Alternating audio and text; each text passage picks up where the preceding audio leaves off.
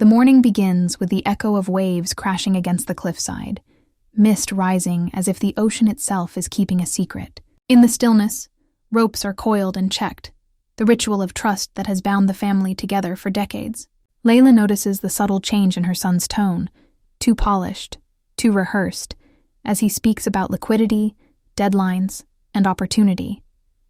Evan's eyes flash with a mix of charm and desperation, and Mara stands at his side, her smile like glass, thin and brittle but shining for the world. Colum ties knots with practiced calm, repeating the words he once taught his boy. Knot remembers, wind forgets. The phrase lingers like a spell, but Evan scoffs, brushing it off as an outdated mantra from an outdated man. The ascent begins. Boots crunch against gravel, fog curls low, and the family walks in a rhythm both familiar and tense. Mara asks about the will with a sweetness meant to disguise calculation, and Layla feels a chill colder than the mountain air. Colum, silent, notes the way Evan lingers near her harness, the way his gloved fingers hesitate just a fraction too long over the carabiner. She doesn't need a stethoscope to feel the wrongness. The texture beneath her skin tells her more than words could. Still, she says nothing. Sometimes silence is the only scalpel sharp enough. At the cliff's edge, the ritual reaches its peak. Layla positions herself near the drop, Colum steadying from the side, Evan anchoring the line. A gull shrieks overhead. A sudden shift. The rope sings, a metallic twang that does not belong. Her body surges downward into the fog, Colum following, gravity swallowing them whole.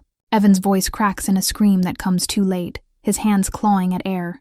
40 seconds pass before he fumbles with his phone, making the emergency call that will paint him as dutiful son instead of orchestrator. Darkness engulfs Layla, water closing in like a fist.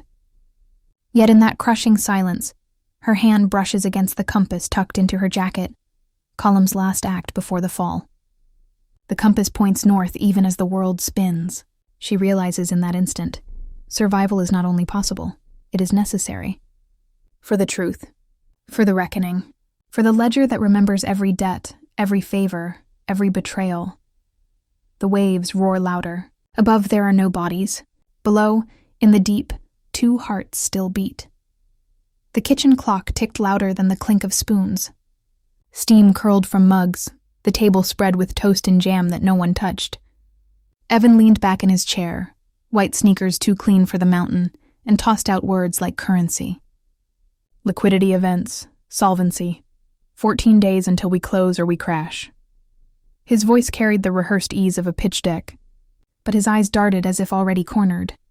Layla set down her pen on the leather ledger, her surgeon's precision now marking debts instead of wounds. She wrote quietly, ER copay, 2016, paid, never repaid. Her hand paused. Debts are stories with dates, she murmured, though Evan didn't hear her. Mara shifted the light with a practiced turn of her wrist, the diamond ring on her finger catching sun that had barely risen. The will could use modernizing, she said lightly. Assets streamlined. No need to keep the beach house in limbo. It's not practical for today's world. Her words were sugar-coated acid, and the silence that followed tasted of salt and granite. By the time they reached the trailhead, clouds had lowered, pressing the mountain close. Gravel ground under their boots. Colum's breath was steady, his eyes on the knots, rope sliding through calloused hands. Knot remembers, wind forgets, he recited, a ritual carved into Evan's childhood. But Evan only rolled his eyes, gloved hands busy not with the rope, but with the small switch, replacing his mother's locking carabiner with one whose gait had long since worn thin. At the ledge, foghorns moaned from the valley below, waves pounding unseen rocks. The ritual ended in silence.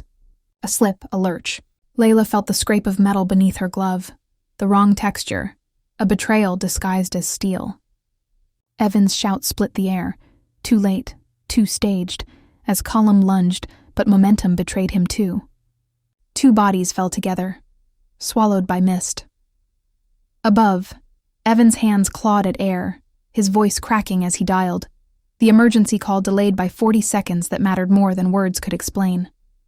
Below, the ocean roared, carrying compass and flesh alike. Column's last gift pressed into Layla's jacket. If the world spins, point north. The camera widened on violent waves, salt spray erasing footprints. No bodies surfaced. The compass sank into green-black water, caught finally in a web of kelp, needle trembling but still pointing true. Cut. Salt burned in her lungs as the world churned gray and violent. Layla felt the rope whip past, water surging like an animal trying to drag her under. Then a grip, Column's arm, steady even in chaos. He timed the pull with the tide's retreat, unbuckled her harness with one precise motion, and together they let the waves spit them against jagged stone. The cave mouth yawned ahead, black and hidden, a pocket of air carved out by centuries of storms. They clawed forward, bruised and bleeding, but alive. Inside, the dark pressed close, the ocean's roar muffled now to a heartbeat's echo. Layla dropped onto the slick rock, chest heaving. Her training took over before panic could. She splinted Column's arm with driftwood, tore strips from her rain shell to bind it tight, checked his pupils with trembling fingers. Shock kills more than impact, she whispered, mostly to herself, forcing her hands steady. Far above, a ranger combed the cliff edge. Rena Solano crouched low, fingers brushing soil, eyes narrowing. She found the scuffed carabiner half-buried, its gait marked with stress lines too deliberate for accident. Nearby, boot prints pressed deep into mud. The tread didn't match the earlier photos of Evan's sneakers, which she had seen on his memorial flyers. Something was wrong, and she knew it. In the cave, Layla leaned back against stone, blood dripping from a gash on her palm. She pressed it to the rock deliberately, smearing it as a breadcrumb for the story Evan would want the world to believe. "Let him think the wind did it," she said, voice calm in its new conviction. "We're dead to him now. Let's use that." Column stared at her, compass glinting faintly from her jacket pocket. He nodded once. Rules were laid out like scalpel strokes. No phones, no digital trail. Cash only. Ghost routes along forgotten ridges. Messages hidden in the petals of pressed wildflowers she carried in her ledger. Every step of invisibility would be deliberate, controlled, surgical. The next dawn, Column waded out again, planting scraps of clothing in the surf where currents would drag them ashore. Layla opened her palm over the rocks, letting drops of her blood paint a convincing end. To the world above, the cliff had claimed its due. To their son, the will would remain out of reach. Back in the cave, silence thick as seawater, Layla turned the scuffed carabiner in her hands. She pressed the gate open, saw the faint serial etched into its side. Recognition flickered in her eyes. It traced back to a gear supplier she knew all too well, one Evan used for his flashy startup expeditions. A quiet smile curved her lips. Not triumph, not yet. Just the cool composure of a surgeon before the first cut. The tide breathed in and out beyond the cave mouth. Patience. Orientation. The compass needle quivered, then steadied on north. The hunt was only beginning. The chapel gleamed in whites and silvers, more gallery than sanctuary. Mara had curated every detail. The candles, the pale lilies, the clean minimalist backdrop designed for photographs as much as mourning. Rows of guests scrolled their phones discreetly, live streams flickering. At the center, Evan stood with eyes glistening, his voice trembling just enough to seem raw. "They believed in me," he declared, pausing as cameras clicked. "Every risk I took, every dream I chased, it was because of them." His words dripped with devotion, but the rhythm betrayed rehearsal. Column and Layla watched from the shadows near the employee exit, the world convinced they had been reduced to ashes. Layla's fingers scribbled across her ledger, the pressed petals flattening under her hand. He cries when cameras roll, he counts when doors close. She marked it with the precision of a surgeon charting vitals. Behind the scenes, pressure mounted. In a glass-walled office, the representatives of Covenant Ridge Partners leaned forward with polite menace. "Time is liquidity, Evan," one said, tapping the edge of a term sheet. "Secure early trust access or we call the notes." A second smiled thinly. "Of course there are alternatives. A contribution. Optics are everything these days. The Climate Pack would appreciate a show of virtue." The subtext was plain. Launder money through politics. Buy yourself time. Evan nodded, but his jaw clenched. Later, when the will was read, hope cracked in his eyes. The clause was cruel in its simplicity. No transfer without both bodies or a full year's presumption of death. Evan's fist tightened. A glass slipped from his hand and shattered against the floor. Cameras didn't see it, Mara did. She placed a hand on his arm, not for comfort but containment. Meanwhile, Rena filed her incident variance report, careful and quiet. Rope fibers didn't align with the narrative of weather and chance. Prints on soil didn't match the shoes Evan claimed he wore. Her report was a stone cast into still water, ripples hidden, for now. That night, Layla powered on the cheap burner phone, her face half lit in the cave's dark. She typed slowly, deliberately, sending only one line to Rena. If the wind did it, why replace a locking gate? Mara walked to her car after the memorial, exhaustion disguised as poise. The windshield glimmered under lamplight, and she froze. A USB lay beneath the wiper blade. She glanced around, pulse rising, then slid it into her bag. Later, in private, she would see the footage. Grainy, undeniable, Evan rehearsing his grief in front of a mirror, perfecting every break in his voice.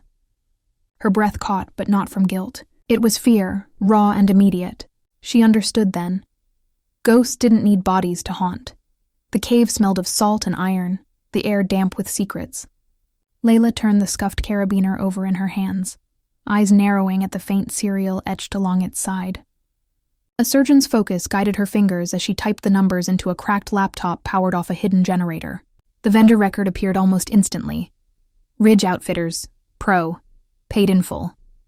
The date glared like an open wound.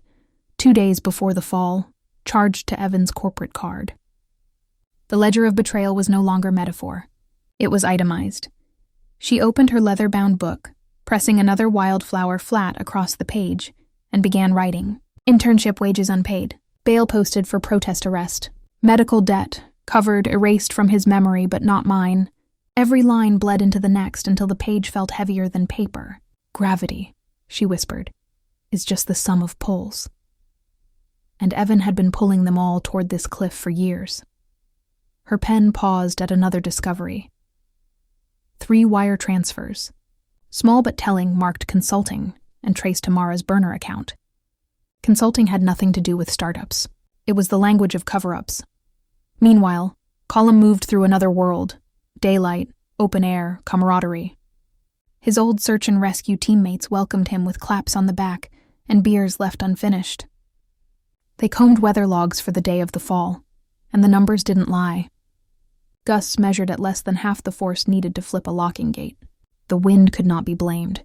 Colum folded the report and tucked it into his jacket beside the compass, the weight pressing against his ribs like a quiet oath. The next move was theater. A fisherman walked into the sheriff's office, hat low, voice gravelly, claiming he'd spotted a second shoe print near the edge. The tread was different from Evan's sneakers, but familiar, Mara's. The tip was anonymous, untraceable, but it planted a seed in the soil of doubt. While shadows moved, Evan's daylight world grew darker. Mr. Call, the fund's enforcer, leaned across a polished conference table, voice smooth as glass. 48 hours. Collateral secured, or your dreams are dust. His list was precise. Beach house, intellectual property, the clinic endowment his mother built from blood and years. Evan tried to smile, but his throat tightened around every syllable. Back in the cave, the compass quivered in Layla's hand. The needle stuck, then flicked north with a sudden snap, as if the world itself had decided. She closed her eyes and took it as a sign. There would be no retreat. When she returned to her ledger, flipping through insurance files she'd accessed with stolen credentials, the truth surfaced like a corpse. Mara had added new riders just weeks before the hike, double payouts for accidental death, written neatly in both parents' names. Layla stared at the paper, her breath steady, eyes cold. The betrayal was no longer just Evan's. It had been signed, notarized, and sealed by the woman he claimed to love. The cave walls seemed to lean closer as she pressed a crimson petal into the ledger, marking the date. "So this is gravity," she murmured. "A pull so heavy it drags your own blood off a cliff." The first whisper arrives as a photograph with no face attached. A macro shot of a carabiner gate, its metal lip chewed thin, the scratch lines marching like tally marks. The caption is only 5 words. Not remembers, wind forgets. The handle, a Ridge Echo, sounds like a place and a message at once.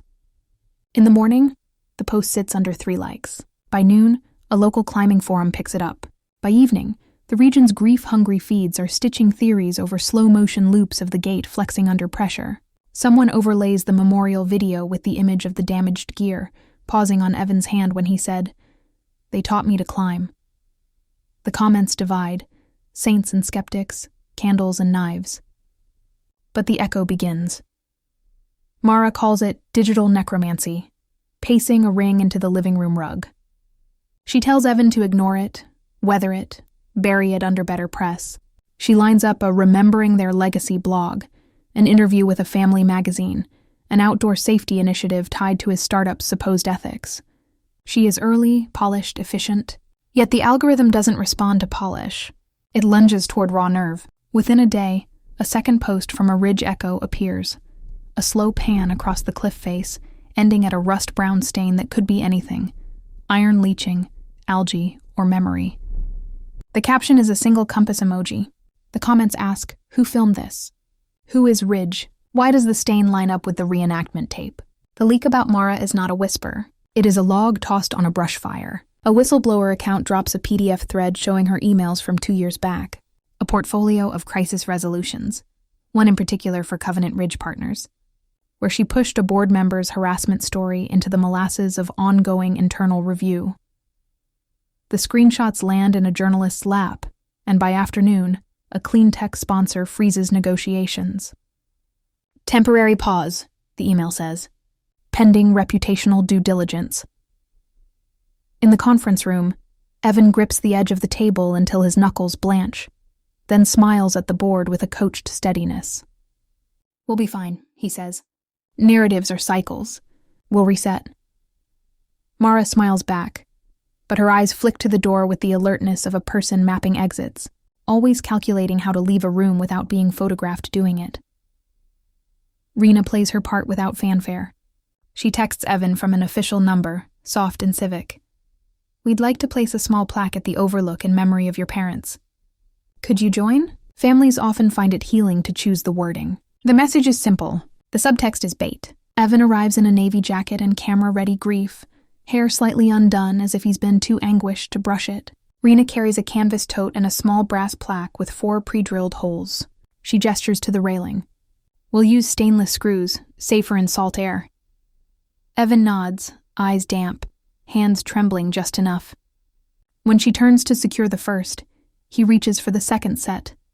"Let me help," he offers, voice cracking, as if generosity can erase gravity. He palms the screws, swaps them for his own from a pocket. A slightly different head.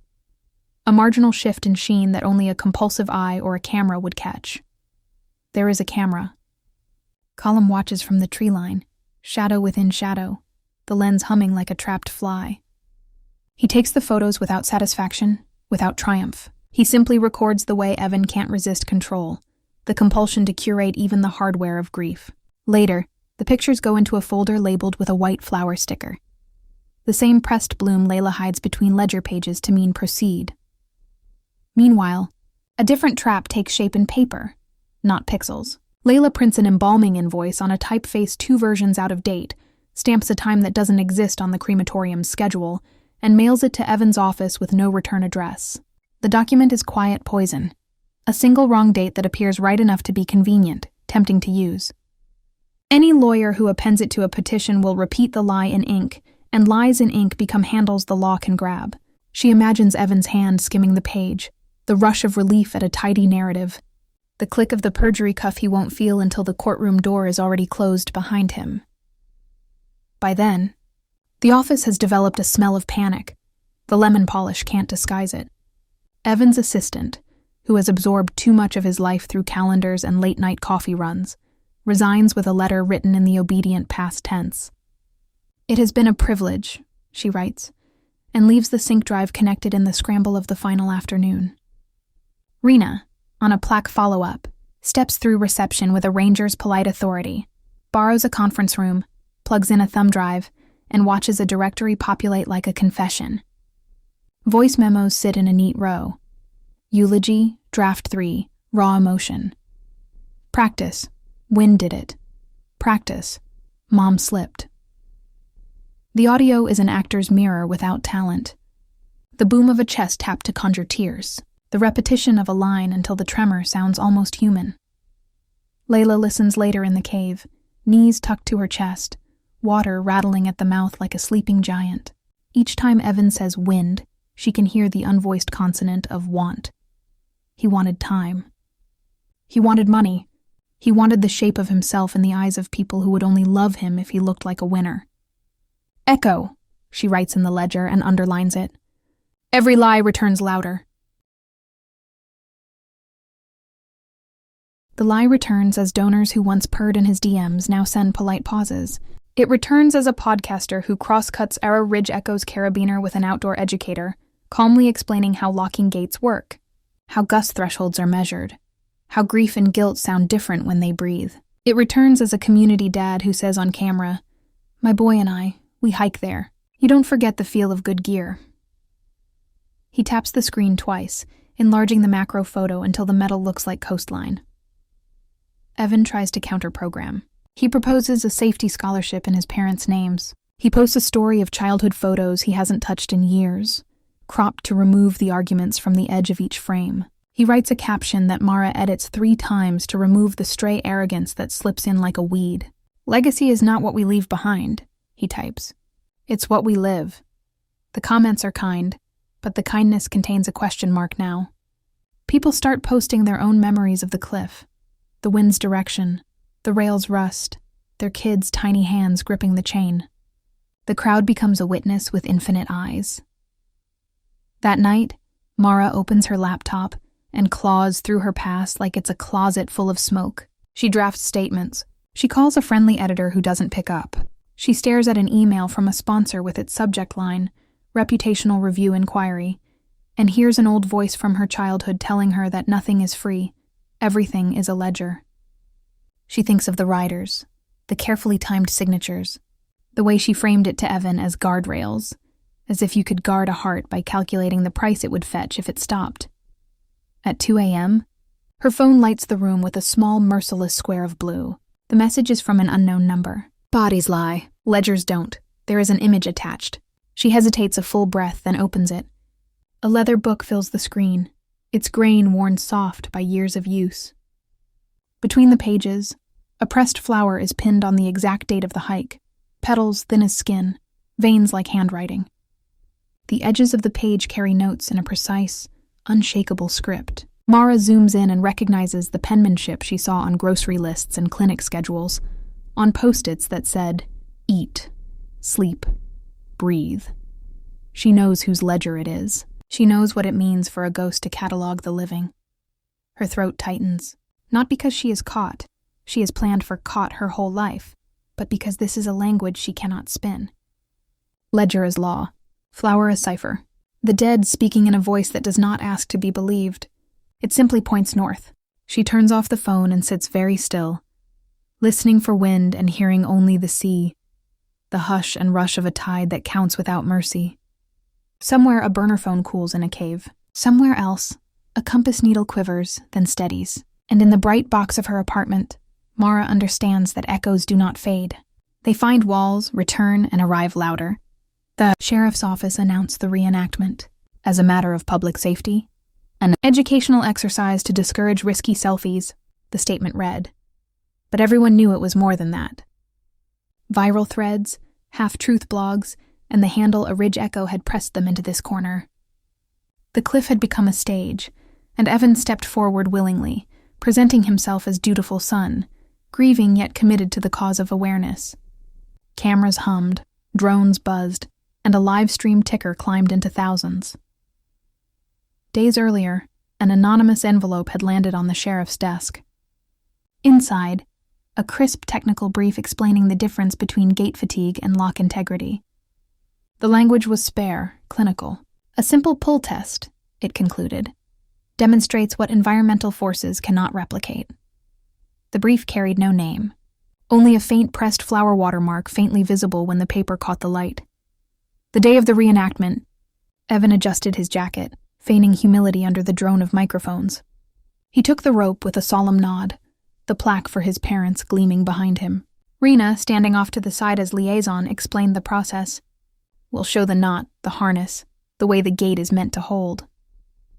Evan, trying too hard, added, they'd want people safe. They always believed in safety. Then came the moment that would unspool him. He fumbled with the knot, sweat slicking his temple. His hand went instinctively to the carabiner, fingers curling around the gate in a way too practiced, too knowing. You have to palm the gate like... He stopped mid-sentence, the realization catching in his throat. But the words had already escaped, broadcast across 1,000 screens. The livestream chat exploded. Why would he know that? That's not grief, that's knowledge. He just confessed without confessing. High above, another drone captured more than the livestream did. Column, hidden in the tree line, had set it to record from a precise angle, lining up with archived footage taken from a trail camera months earlier. Overlaid, the match was perfect. Evan's grip today mirrored his hand on the rope the day his parents had fallen. Gesture became evidence. Memory became proof. That night, Mara followed her own thread of unease. A breadcrumb had led her toward the shoreline, where she found the sea cave breathing in rhythm with the tide. Lantern light caught something strange. A fresh wildflower press tucked in a crack of stone. Her fingers trembled as she pulled it open. Inside lay a key and a note in a hand she recognized instantly. If you loved him, you'd tell him to stop. The key led her to a storage unit on the edge of town. Inside, dust and silence, but also boxes, backup ledgers, copies of search and rescue logs, weather reports, rope analysis, photographs. Each document a blade that could cut Evan's story to ribbons if it reached a courtroom. Mara pressed her forehead to the cold metal wall, breathing hard. She wasn't sure if she wanted to save him or herself anymore. Meanwhile, Evan made his most reckless move.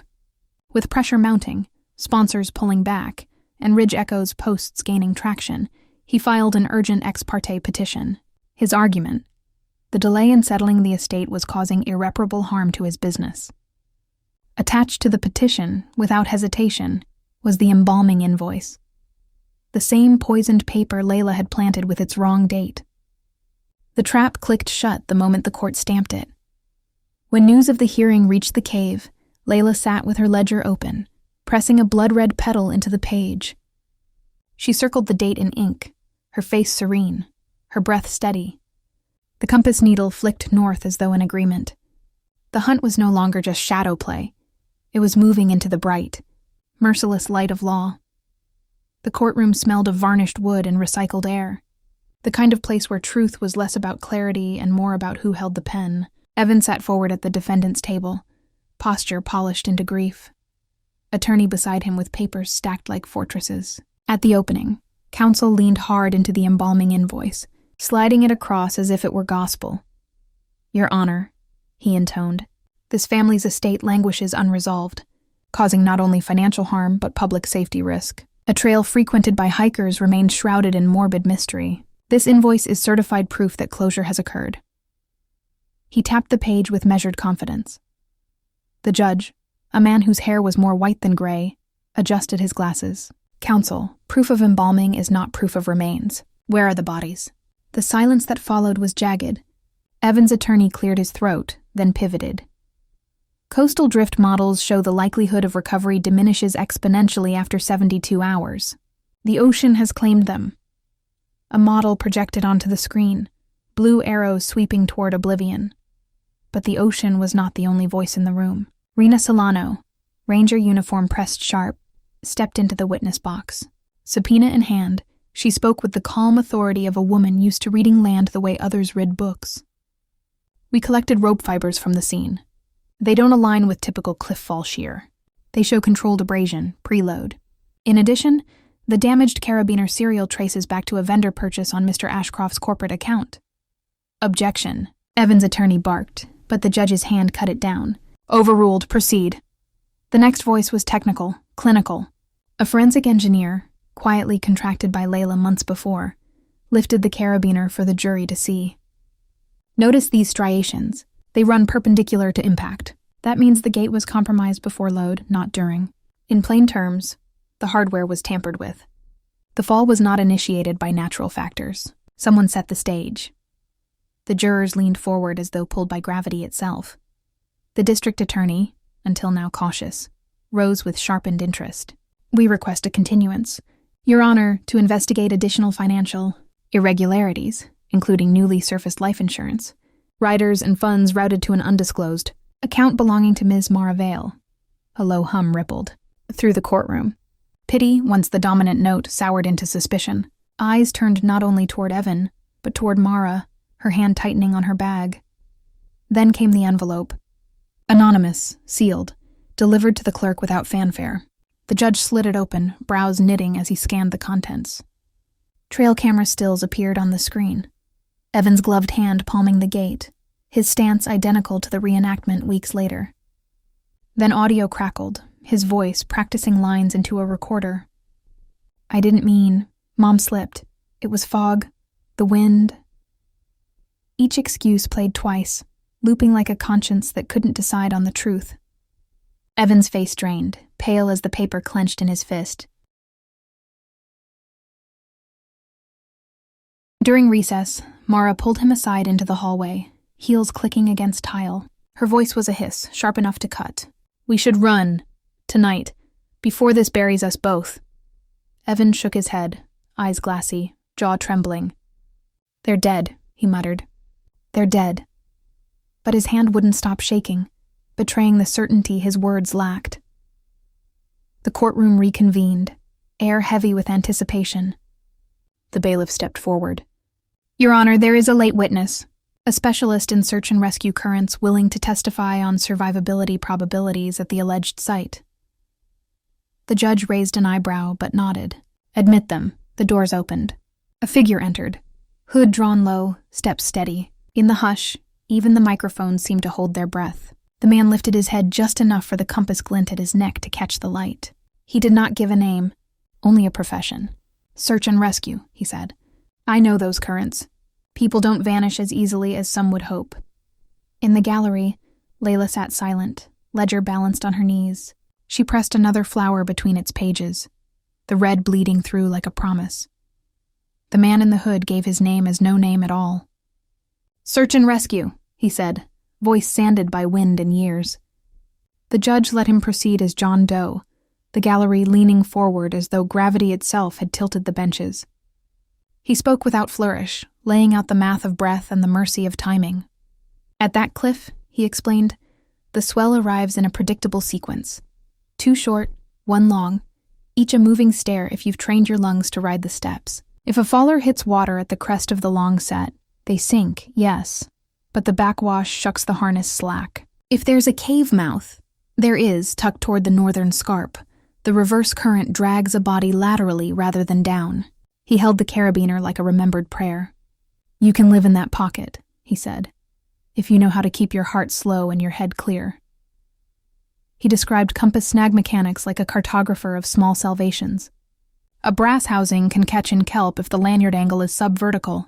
The kelp, anchored in rock, becomes a hinge point. You don't fight the water, he said. You align with it. His language drifted into familial signatures the judge couldn't place. A turn of phrase here, a cadence there. But in the gallery, a hooded woman, hands calm on a leather ledger, breathed it like a song she'd hummed for decades. She didn't look up. She didn't need to. When he finished, the room held a silence that felt like a choice. The district attorney broke it. Motion to suspend any estate transfer. Motion to open a criminal inquiry into attempted homicide and insurance fraud, with particular emphasis on newly surfaced riders and burner-linked transactions. The judge's gavel landed once, a metronome resetting the room's pulse. So ordered, he said. Evan's attorney mouthed the word, continuance like it could rewind the past. Recess. The courthouse spilled people like a tipped jar. Reporters, deputies, gawkers, a few hikers in caps who recognized the cliff's name more than the families. Evan lurched into the sunlight, jaw clenched behind a curated mask. On the steps lay a coil of rope, neat as a benediction. 3 knots tied perfectly. Bowline overhand, figure 8, each a word in a grammar he learned before he learned how to sell. At the tail, tucked under the figure 8, a pressed white flower rested on the stone, petals too thin for this hot day. He froze, staring. When he lifted his gaze across the street, she was there. Hood up, still as the shadow she'd become. Even at a distance, he knew her. Mothers are landmarks in the landscape of a son's life. Even when he pretends the map is new, the old roads still glow. He didn't run to her. He didn't have to. She moved first, turning down a narrow alley beside the courthouse where deliveries came and went without ceremony. He followed as if pulled by tide. The alley smelled of cardboard and rain, even in sun. She stopped in the middle of it and spoke one line without anger, without heat, like a diagnosis laid gently on a table. Not remembers. Something in him broke open. No theatrical collapse, no wail. Just the sudden failure of posture, knees not trusting their job. He pressed his back to the brick and slid down until he sat in the grit like a boy outside a principal's office. "They said I had 48 hours, he whispered. "If I didn't show solvency, they'd take everything. The patents, the house. They'd ruin you publicly. It was supposed to scare you into the trust, just a nudge, I only loosened it." His voice snagged on that word. Only, as if the lie had barbs. "I thought I could palm the gate and still catch you. I thought the wind—" He stopped, because the wind had never been the culprit, and he knew it now, hearing himself from the outside. She knelt, not close enough to touch. Close enough to be heard. "You replaced a lock with a limb and called it weather." Her eyes didn't water. They had already done that in the cave where no one would see. "You made our love a lever, Evan. Levered us toward the edge." He nodded, small, head dropping like a weight on a string. "They had Mara on the hook too," he said. "Riders, PR, guardrails, she called them." He gave a short, ugly laugh. "I tried to edit the wind." He looked up at her, and for a second the mask slipped so far it looked like a life. "I didn't want you dead." The sentence haunted itself with "but that never arrived." She listened, surgeon still, the way she had always listened to worst-case scenarios with a calm that steadied other hands. Column's shadow moved at the alley mouth, not entering. He would not crowd this surgery. Layla glanced his way. The compass at his neck winked sun. She looked back at their son. "I will not cut you open here," she said. "The law will do its work. But there is a choice you can still make." That choice was written later that afternoon, at a narrow table in a narrow room with one window and 2 cups of water sweating onto ringed wood. On one side, the DA, patient as tide. On the other, Evan and a lawyer with forehead veins like cables. Layla and Colum sat behind them, not parties but pillars. The terms were simple in language, difficult in life. Evan would turn state's evidence against Covenant Ridge partners, the enforcers and the money laundries and the packs that washed the smell. He would enter rehab, not for optics, but because he had used adrenaline and adoration like drugs, and he would submit to restitution and a public confession. No more CEO posturing, no more staged grief for clicks. The DA stared at him for a long moment. "We can charge you with attempted homicide," she said, voice level.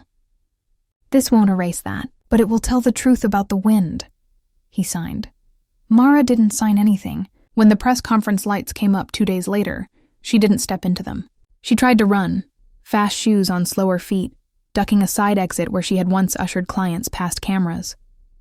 A detective took her at the elbow with the politeness of someone who has done this before and prefers dignity when it's available. The burner phone evidence fit into a property bag like a shard of mirror. The dead walked into microphones slowly, as if relearning steps. The podium cluster smelled of cables and coffee. Flashbulbs popped with a kind of hunger. Layla lifted the microphone only after the room stopped rustling.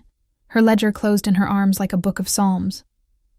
"Reports of our cremation were efficient," she said, not smiling, letting the light find the edges of her restraint. She didn't narrate the cave or the blood or the compass. She didn't need to. "We chose invisibility to see what breath could not say in a single day." Next to her, Colum added, "The sea remembers patterns. So do ropes." He kept his sentences short. He always had. Evan stood between 2 officers and chose his line without coaching. "I tried to edit the wind," he told the cameras. I thought I could control what I set in motion. I couldn't. The cuffs clicked softly when he shifted. The sound carried further than any sentence. What followed was not montage, but months. The fraudulent fund unraveled like old rope. Indictments multiplied with a math of their own. Donors coughed up statements and then money. PACs relabeled their ledgers with more cautious fonts. A clawback action sent dollars home like prodigals. Some refused to return and were taken by force. None of it felt like victory. It felt like necessary housekeeping after a storm. Layla reopened the free clinic in a building that used to be a grocery store before it used to be a furniture showroom before it used to be a church. Places change names, she wrote on a sticky note perched on the intake desk. But people still need clean hands and steady voices. The reclaimed funds bought dialysis chairs that didn't squeal and lights that didn't flicker over scared faces.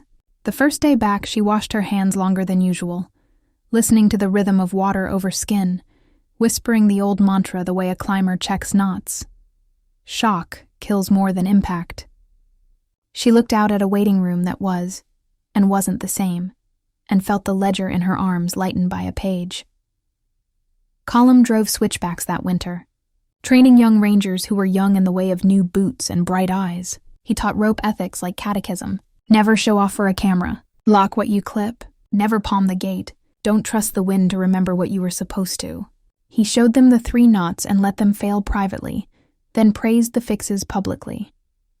On the last day of the course, he stood them at the overlook, not the edge, just near enough to feel pull, and made them listen. Hear that? He asked. That's the ocean keeping time. You don't have to fight it. You have to respect it. A gull's shadow crossed his face like a fleeting thought. Evan wrote letters in rehab that Layla read like lab results, seeking trend lines, not perfect numbers. He described meetings where men apologized without the word sorry, and the nights when sleep sounded like surf. He asked about the clinic, about the compass, about Colum's knees. He did not ask for forgiveness directly. He learned to tell the truth in a full sentence without a comma after but. She wrote back less often than he did, always in the same pen, always on paper that smelled faintly of pressed petals. Accountability is not a feeling, one letter said. It's a direction. When the final hearing closed, when paperwork found its safe shelves and microphones lost interest, dawn came to the cliff the way it always had. Through a scrim of fog, then a blade of light, then the ordinary miracle of day. Layla climbed the trail with a measured breath, ledger tucked under her arm, the sea below laying out its old silver. At the overlook, she sat on the bench some donor had paid to put there and opened to the page that had waited for this morning. She pressed one last wildflower over the date, the petals collapsing into flat beauty, the kind only time can make. Her voice, when it came, was low enough that only the cliff could hear. Gravity never forgives lies, she said. It only waits. She closed the ledger. The compass in her palm trembled once, twice, then settled. True north is not a place, she thought. It is a promise you keep facing, one step at a time. She stood, smoothed the page with her hand, and walked back along the path that remembered every footfall it had ever held, the wind doing what wind does, moving through and around and on, unedited. Fade.